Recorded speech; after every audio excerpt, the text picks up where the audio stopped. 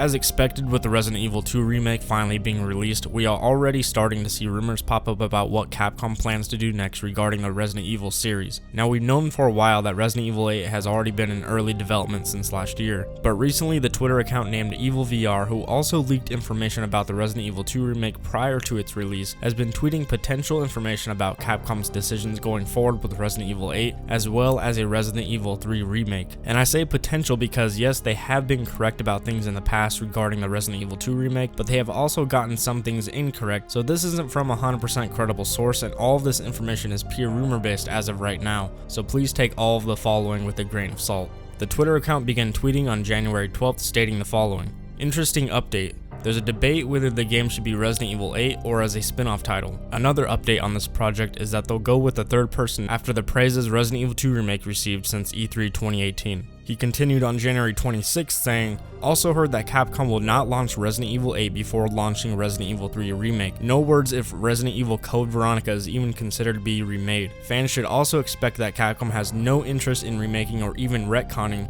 Resident Evil 4, 5, or 6. Two games are being focused on: Resident Evil 3 remake and Resident Evil 8. Then on January 28th, EvilVR followed up with, "From what I can gather, the setting for 8 will take place in a recently abandoned island where the secret laboratory is located. The story so far is to uncover the truth behind the creation of Evelyn and more of the similar bioweapons. Some concepts from 3.5 Hooked Man will be borrowed for 8. Hallucinations will play a big part, getting players confused on what's real and what's not. Still early, but so far they've listed what they need for Resident Evil 8.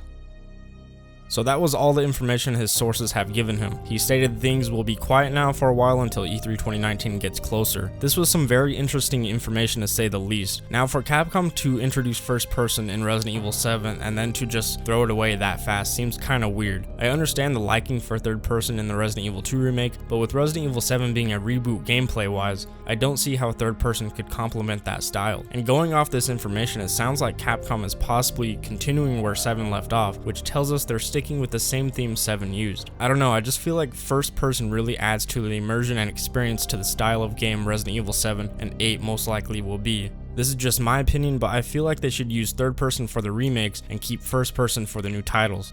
With the success of the Resident Evil 2 remake selling almost all of 7's lifetime sales in 1 week, it only makes sense to release a Resident Evil 3 remake before Resident Evil 8. They have all the assets they need to speed up the development process for a 3 remake, and plus it'll give Capcom more time to develop Resident Evil 8, which, like I've been saying for a while, might turn into a next-gen title, and that's perfectly okay with me. The story plot that EvilVR provided for Resident Evil 8 seems reasonable for the most part.